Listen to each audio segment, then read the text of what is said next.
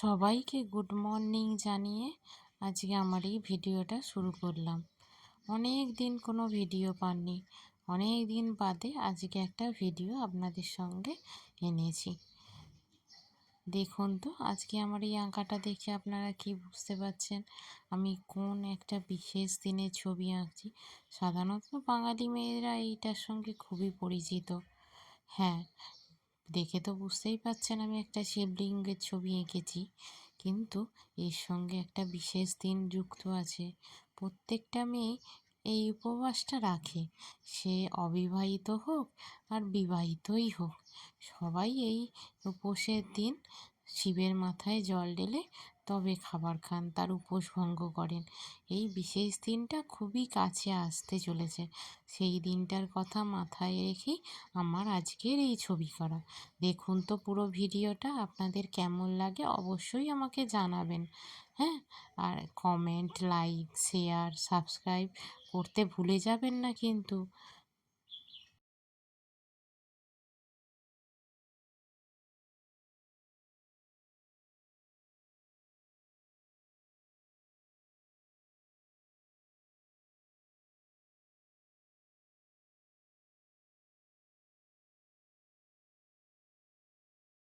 এখানে আপনারা দেখতে পাচ্ছেন আমি শিবলিঙ্গ করেছি, আর সামনে একটা বউ আঁকছি। সেই বউটা কিছু একটা করছে, কি করছে পুরো ভিডিওটা দেখতে দেখতেই আপনারা বুঝতে পারবেন। হ্যাঁ, পুরো ছবিটা যখন দেখবেন কমপ্লিট দিকে, তখনই আপনারা বুঝতে পারবেন। দেখে যান। হ্যাঁ, আর দেখুন তো আমার আঁকাটা কতটা আপনাদের ভালো লাগে। যদি ভালো লাগে তাহলে একটু লাইক, শেয়ার, সাবস্ক্রাইব এবং কমেন্ট করে দেবেন।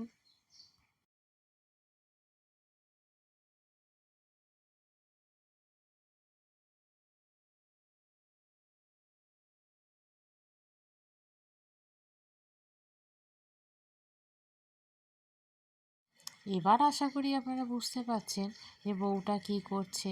শিবলিঙ্গের মাথায় দৌড় পঞ্চামৃত ঢালছে। হ্যাঁ, সেটা অবশ্যই ছবি দেখে বোঝা যাচ্ছে না, শুধুমাত্র বোঝা যাচ্ছে ঘর থেকে কিছু একটা ঢালছে, এটাই বোঝা যাচ্ছে। শিবলিঙ্গের মাথায় সে একটা ছোট্ট মন্দিরে গেছে ভোলে বাবাকে পুজো করতে।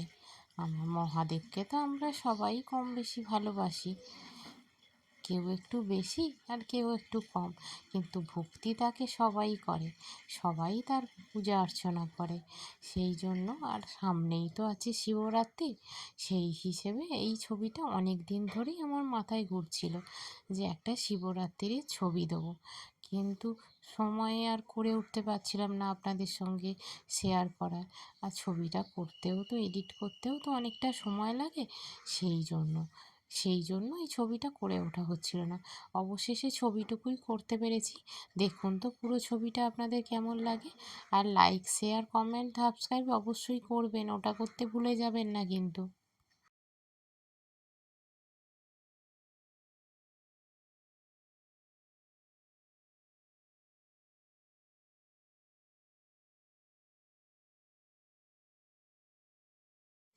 শুধু বউটিকে করার পর মনে হলো শিবরাত্রিরে শিবের মন্দিরে শুধুমাত্র তো একজন জল ঢালে না, অনেক মানুষ ভিড় করে পুজো করার জন্য।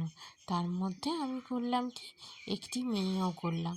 সেই মেয়েটিও সবার মতো শাড়ি পরে ভোলে বাবার পুজো দেবে বলে দাঁড়িয়ে আছে। পরপর লাইন দিয়ে আমরা যেরকম মন্দিরে গিয়ে দাঁড়িয়ে থাকি, ঠিক সেই রকম ওই ভদ্রমহিলা পুজো করলে তারপরে ওই জন্য তারপরেই লাইন দিয়ে আছে ভোলে বাবার মাথায় জল দিয়ে ভোলে বাবাকে সন্তুষ্ট করার জন্য। দেখুন পুরো ভিডিওটা দেখবেন কিন্তু। আস্তে আস্তে ভোলে বাবা কিন্তু সেজে উঠছে, ছোট্ট ছোট্ট ফুল দিয়ে তাকে সাজিয়ে তুলছি। দেখুন তো সাজের পর ভোলে বাবাকে কেমন লাগে। হ্যাঁ, এখনও কিন্তু অনেকটা ছবি বাকি আছে, পুরোটা দেখবেন কিন্তু, এবং লাইক, শেয়ার, কমেন্ট এবং সাবস্ক্রাইব করে দেবেন।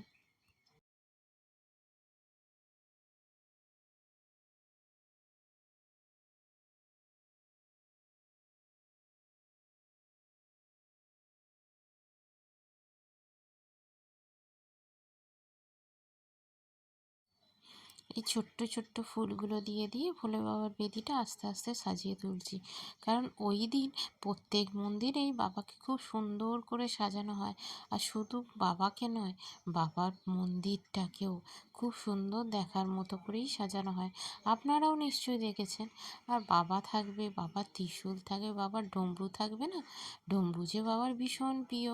আর তার সঙ্গে থাকে বাবার রুদ্রাক্ষের মালা। রুদ্রাক্ষও তো শিবেরই একটা অংশ। শিবের চোখের জল থেকে তৈরি হওয়া একটা জিনিস, যেটা আমাদের জন্য অত্যন্ত শুভ একটা জিনিস। ভোলে বাবা দেখুন আস্তে আস্তে কি সুন্দর সেজে উঠছে।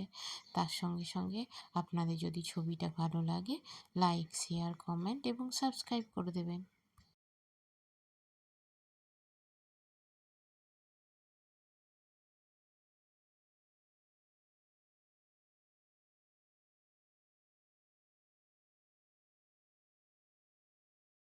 পুজোর দিনে বাবার মন্দির কি ফাঁকা থাকে? বাবার মন্দিরে প্রচুর ভিড় থাকে, প্রচুর ভক্ত সমাগম হয়। আর সবাই চেষ্টা করে তার নিজের মতো করে বাবাকে খুশি করতে, এবং সেই জন্য তারা অপ্রাণ চেষ্টা করে।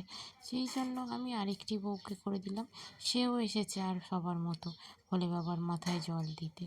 সেও দাঁড়িয়ে আছে লাইনে, অপেক্ষা করছে কখন তার সময় আসবে।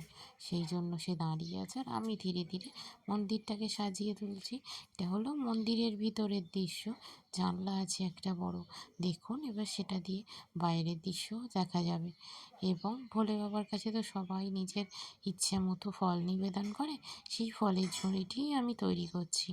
ফলের মধ্যে অনেক কিছু আছে, ভোলে বাবার কাছে যে যা অর্পণ করছে সেটা ওইখানেই রেখে যাচ্ছে। দেখুন পুরো ভিডিওটা কেমন লাগে।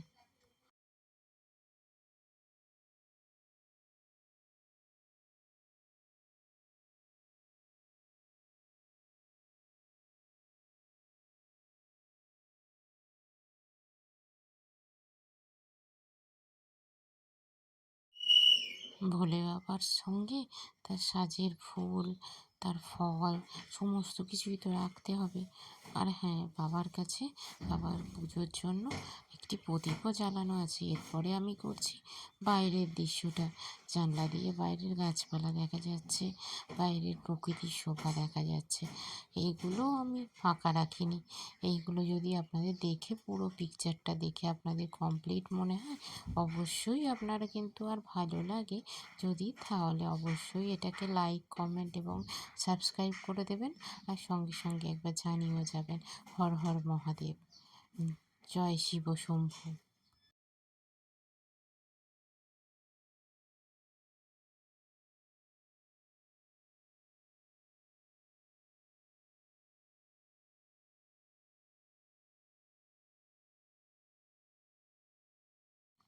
ধীরে ধীরে আমার পুরো পিকচারটাই কিন্তু কমপ্লিট হয়ে গেল।